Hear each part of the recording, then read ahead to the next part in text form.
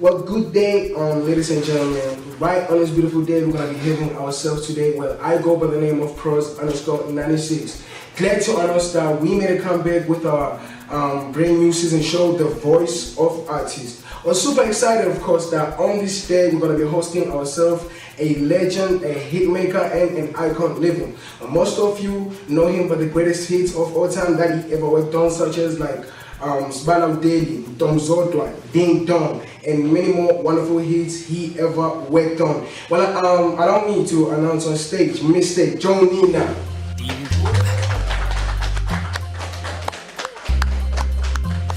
dong. Ding dong. Lumangene ngishaya ding dong.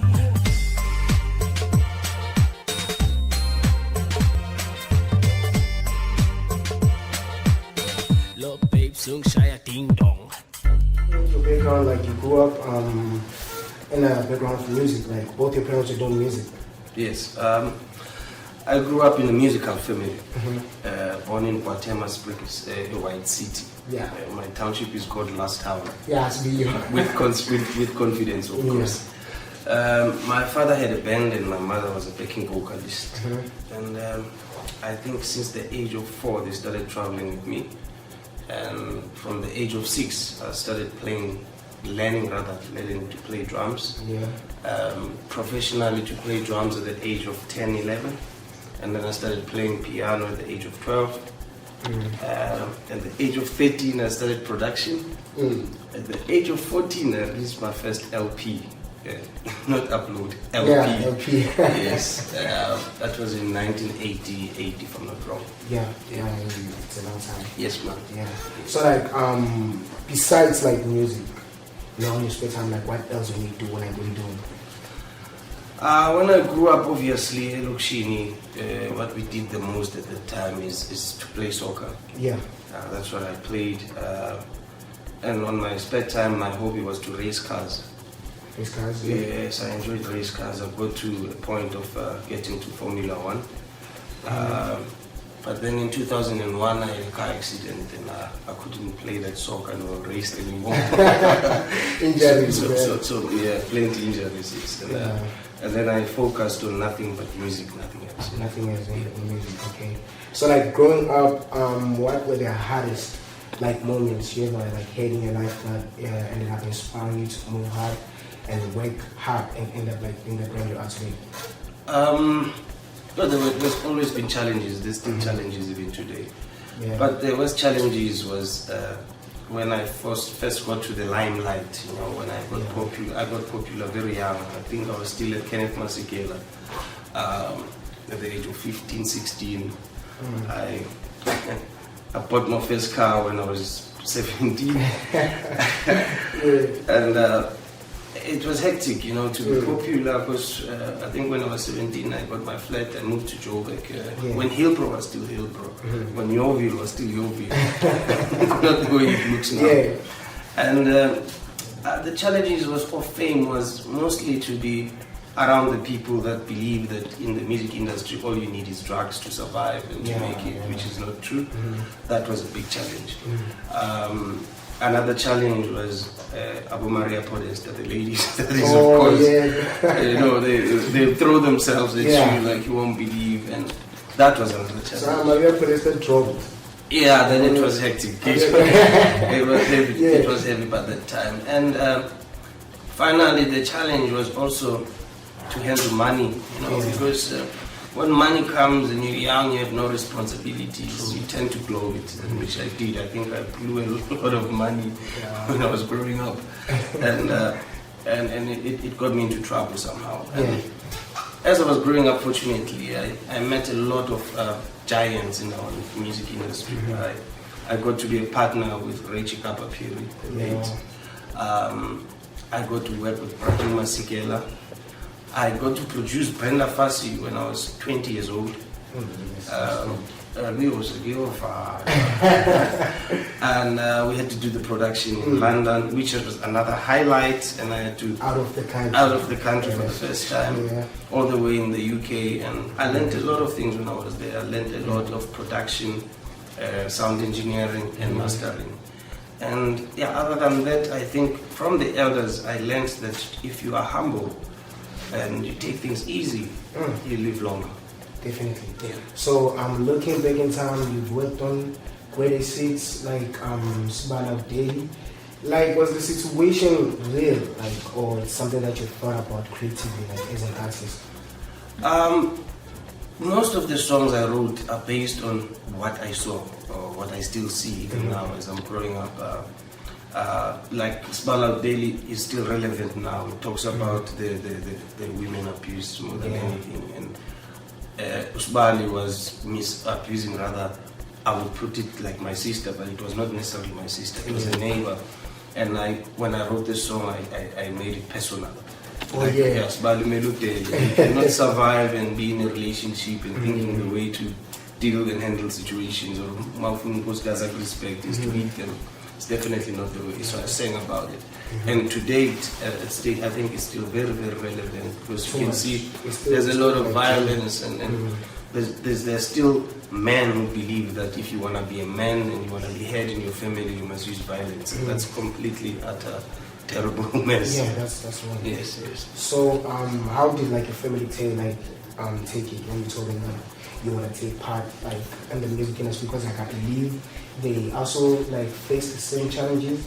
You know, probably you learned a lot from them. Absolutely. So when you said you want to like step into the industry, like in the business, how did they take it? In my case, it was a default. It was a standard. You see. When I was studying, when I was at Kenneth Masikela, I was studying to be a doctor. Yeah. Because I would have loved to help people very much, you know, like I still do to date. Yeah. But when I did my standard 9, I mean, my career was booming already. Yeah. I was so popular, it was crazy. Yeah. So I told them that I'm definitely going to just do I will do my matric. But other than that, I'm not taking anything else further. And then I did sound engineering. Yeah. I focused on nothing and created my label, which is called Killer Joe Records. Yeah. And for me, it was default. They were just easy. They were like, go for it. Yeah. So like, I'm sure incident, you know, back in the days when the decided to record. Yeah. That's him. This thing Real to real. Yeah, be paid. Yeah. So like, were you one of those like Ushama freestyle now, where you know like you freestyle the songs because like Mpega was nyaga and the Farsi, you know, like they used to freestyle a lot. So like, were you also like on the same like level? You know, I was from a family of musicians, and mostly it was. I'm rooted from Bakang, and I don't think a lot of young musicians and students today know what it is. Yeah. And Bakang to me is very crucial because it's our identity. Yeah. So the idea of freestyling for me was like wasting time. Just throw anything. I would normally sit down. I had a band, and we would sit down, put the songs together, rehearse, and put them into place. When we get to the studio, all we used to do was just first take. And we're done one time. We go there, we're ready, we know where we're going, first take, what's left is just 2 weeks. So freestyling was never really my cup of tea. Yeah, you had to write down. I write down, I prepare, I put together the production, and when the song is ready, we book the studio and we record. And remember, those days it was a reel to reel. So when you count 1, 2, 3, 4, you must play until the song is finished. Otherwise, you're gonna waste the reel. Yeah, you know, it was before the computers. And then I think in the 90s, no, rather in the late 80s, there was already a machine called MC500, which made life even easier. We started programming, and that was easy because then I would do my whole production, and by the time I go to the studio, I've got my disc. All we do is go there and lay vocals, and we're done. Yeah. So how like did you make money? Like, did you sell through cassettes? You know, because like you had like cassettes back in the days. Like seeing like this, I was watching like the Chronicles of Hip Hop. You know, like they used to sell a cassette. You know. Yeah. Like Bahamani Moto, Lapi Mubaba I was very much fortunate. I didn't have to open my boots. Like I said, when I did my first LP, when I was 14 years old, I got a record deal originally. with a company called Eric Frisch. And when they realized my potential, there was a competition between EMI and Universal and Gallo Records, as to who's gonna sign me. I had a lawyer, fortunately, at the time, so my lawyer was smart. He said, if you wanna sign him, you must give us an offer of a sign-on fee, which is where I made a lot of money. So I think Universal was the first one that won, because they agreed to pay 500K for my sign-on fee for 3 years. And then I got like those days, man. It was a lot of money, and I enjoyed it, and I blew it. I blew it like you won't believe. But for some reason, I learned to buy equipment when I was young. So most of my money would go towards buying synthesizers, guitars, equipment, you know. And then the second time around, Gallo made it a better offer. They gave me 800K to sign on to outdo the Universal Records. And obviously, because they couldn't make a better offer, I signed with Gallo. So I stayed with Gallo for over 8 years. And that's when I did a lot of my productions. I even got an opportunity to do music for a movie called Jump the Gun, which was originally also from UK. And then the director of the movie decided he wants me to be an actor. Me and cameras, we were really friends. I remember we had to wake up at 5 a.m. because they were looking at where the sun is going to come, the lighting, and 5 a.m. I'm still half asleep. You have to prepare yourself. Yeah, I'm like, and we did the movie, and the movie was a success, and I acted, but the nice thing about my part that I was acting, I was acting as a musician in the movie. So that was easy. I didn't have to write the script, I didn't have to read and cram music. Because like we'll read. Yeah, so that on its own paid me a lot of money as well, just for acting only and to do the music on the whole movie. It was a lot of money. And but then they wanted me to pursue acting, and I told them that I'm okay. I mean, even now to do videos of some of the songs I do, it's a struggle. You know? I need to have a shot before I go to the camera. Because the camera in party funny one it distracts me big time. You know, I'm not a person for wanting to be seen that much. I just love doing my work, and I like being on stage. What's at the moment? I hit a shot of tequila. 1, 2, 1 slow. Action, that's the end. Then I do whatever, I do my parts, and when they must do extras, I ask them to do other. Like I till to date, I don't like acting the love scenes, you know, it's not really my favorite part of acting that. And a lot of people enjoy it. So when I have a storyline of a song that has to do with love, I'd rather get actors to act that part.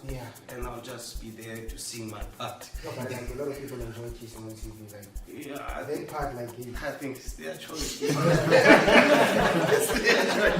I want to keep my kissing private. You know, and for me, it's also, I don't know how my kids would look at it. Mama, did you mind you know, I am a father first before it's a celebrity or before a superstar or before a musician. I'm a father first. I really cherish the fatherhood, and I think that's what is missing lately in our lives. There are less parents, you know. Most of the kids now are being parented by young parents, and it makes it difficult growing up, you know. So for me, from what I learned from my father is treat your kids with love and respect, so they can be the same in return, and also teach them to humble themselves and learn to respect other people around you. So I'm a father first. It's the last thing I want to do is to be seen living. This is my department. But yes, I'm a slicer. Yes, nice. 9-9. I have another shot for the room. Ngiphethwe ngumzwangedwa thando ngabukupina ngaphela ngumzwangedwa. What would you like to be remembered as? Because other people want to be remembered as that guy who was a good father and that guy who was this.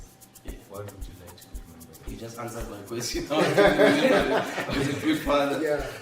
But more than anything, I want to be remembered as an inspiration to the youth. You know, I do what I do with the hope that some of the young up-and-coming musicians will look at me and see an icon who is there just to hold their hands and help them through this journey, because it's not an easy journey. It's a very difficult journey.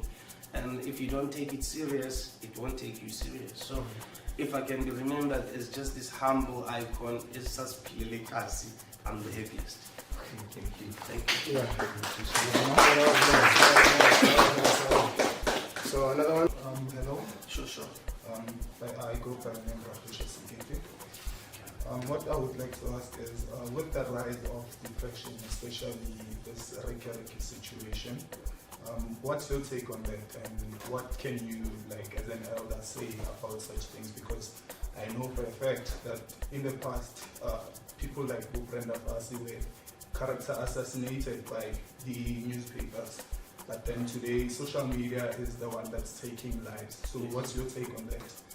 I mean, may his soul rest in peace, because Rick was also one of the greatest talented in terms of the genre of music. And yeah, my condolences to the family as well. Like I said, my man, if you don't take this industry serious, it won't take you serious. That's one. Two is, unfortunately, there is no remedy for depression, because when it comes, it hits you hard. And if you're not the type of a person that communicates what you're going through in life, you end up killing yourself internally because you don't take it out. And yes, the social media is very dangerous, which is why I'm failing. I tried, by the way, to post an avocado once. I don't know why people enjoyed that so much, because it was just an avocado. And from that alone, I got about 500 people loving it, and like, what's wrong with you people? What's happening?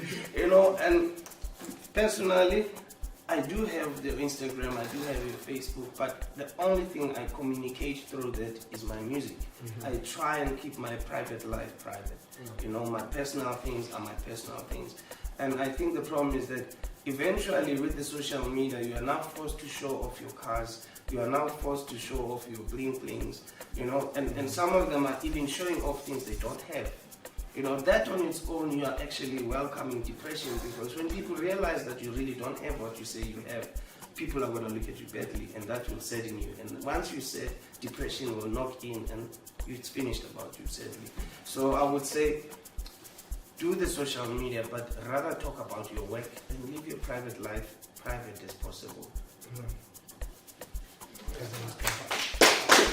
Can I ask one more thing? Yes. So what's your take on this cancel culture? Because a lot of people lose their livelihoods. Especially there was a guy, can't remember his name, he was cancelled for kicking a cat. It's not so long ago. So what can you say about the cancel culture? What is cancel culture? Cancel culture is a thing. I can simply say it's a power that was given to the people through social media. So people people on social media, like people on what they call like Twitter, they possess the ability to actually come for you if, let's say, you do something or say something that they are against. Let's say you are maybe homophobic about a certain thing. They can come for you and come for your name. The LGBTQI can come for you and say that you are against them for saying a certain day, and then they can come for you and make sure that they cancel you all the deals that you have, all the sponsorships, yes. and everything else that's in your name. Yeah, they can come for you. That So sounds very scary. that's cancel culture. So we're not supposed to keep Okay, thank you for letting me know. Like I asked it, I don't know what that is, but it sounds very, very dangerous. You know, that's the thing about the social media. You know, it has given people so much power that they can actually even try and run your life. So if you're gonna go on social media and post your personal things, your relationship, all of those kind of things, eventually if something goes wrong, they're gonna knock you down. And sadly, it's because sponsors lately, if you're looking for sponsors, they would look at your social media. The more people you have, the more they'll give you sponsors. And the less people you have, like me, they won't give you sponsorship. I don't really need their sponsorship though, because I'm a go-getter. I believe in what I want, and if I want something, I work hard for it and I make sure I get it. So I don't want to find myself in a situation where I'm gonna start posting things just to get myself people who eventually will start canceling me eventually. So they must stay with their social media. I will drop in my work more than anything, but anything else I'm not gonna do. So I would say that you must try and keep it as personal and professional as possible. Don't you post your things as private on social media. Thank you. Yeah, well, those were beautiful questions. Yeah man. Yeah. So like you worked with Professor and Yes. Zaki. The song is titled My Love Song. Yeah. So like who perform the songs? Is it like for you because like it's my love song? Yo, my love song is actually a song I wrote 1991. 1991. But Professor was so in love with the song. He's the one who asked me, I think it was 2020, just when we had the lockdown. He called me from Devon and said, Uti, I'd really want us to do a remix of this song. And then I programmed the song, and I thought it was very lovely of him to do it. But even if I wrote that song in 1991, my love song today is dedicated to my love, my wife, the only one I have. You know? Yeah. So I think it's a beautiful song. But the nice thing about it, it says she loves my love song. It's not She loves me. so when a man shares book and without being a chauvinist. Yeah. But yes, that's what the songs are about. It's about this group, you know, that thumping beat that whether you like it or not, you end up tapping your feet, and before you know it, it's a shy wash. Yeah, Yes. I've got a new album called 2020. I managed to do a duet with the late Dr. Steve Kekane, another legend. I had an opportunity to do a duet with Pranana Coyote. The two of them used to do a popular song called Take Your Love and Keep It, Girl. And, you know, and it's still popular today. You see, that's part of originality. Yeah. I had an opportunity to work with the great Fana Zulu, which is an amazing bass player. I had an opportunity to work with Rakaya Mahlangu, the brilliant saxophone player. Ntokozo Zulu, beautiful guitar player. Sia Miselo, who is my musical director when it comes to my band. And yeah, and also I had a new version of Ding Dong, where I'm featuring Umoti from Mikasa. Yeah, that's gonna be dope. On his trumpet. And then I've got my love song where I'm featuring Professor and Zakwe. Yeah. And dropping music, it's a standard. I'm not gonna change this. I'll keep on doing, and I'll keep on being original and going my way. Whether you take it or leave it, it's none of my business. I'm just gonna give you what I love and what I believe in, and it's up to you. Yeah.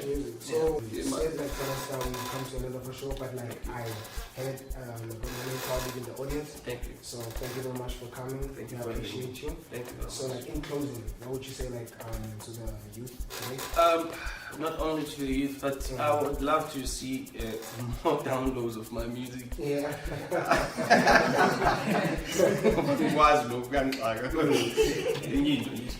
But I would love to see more of them, because I'm about giving an option, you know. Not good sonke njalo makunento ingenile, we must all go for that thing, you know, njengezimvu maziwele emfuleni zonke. So I'm all about giving an option and download my music. I do it with lots of love and respect, and I hope when you download it, you will learn a thing or two. So download my music as much as you can, and I appreciate it. But yes, I still want us to maintain the CDs, you know. I know that you can also put music on the USB, but it's so complicated. You won't let them but I want to say to the youth out there, humble yourself, focus on love and respect, and life will be better. You know, and let's not focus on all the hardships that we are facing, because poor half margin clubbing, you know, things are just so hectic. It's very painful, and what's saddening me is that this is such a beautiful country. You know, I've traveled the world, I've been to different places, but I remember that all the time, hey, I'm the first one to go to the airport because I want to come back to this country, and I love it. I so wish that our leaders as well could love this country the way I love it personally, and make it a better place for the youth to come, for the kids in the future, for a better generation as well. Thank you. Peace, I love you.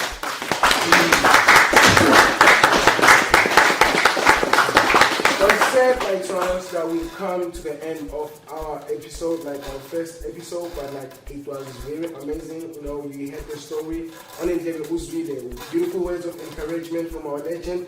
So you can get like him everywhere now. He's on social media. You can follow him on Instagram. I think the only thing I don't have is Twitter. I don't have Twitter. No, I've got. I just don't know my handles. Oh, my handles.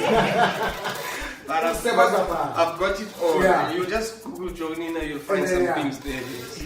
You hear it for yourself. So he got like a recent song, like he just worked with Zakwe and Professor.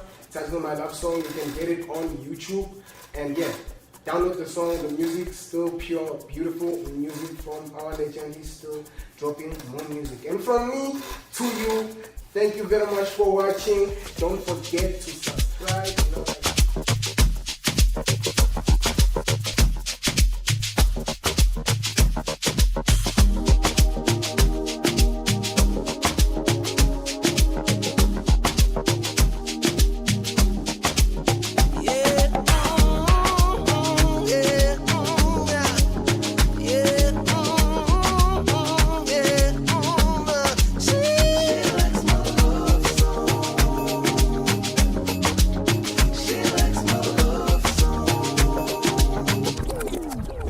Ngihlala amakhasethi ngiyariwana ngiyaforward ngifuna sinde fast singene ku-desert yasingene ku-desert ubandokolozayo mangihlela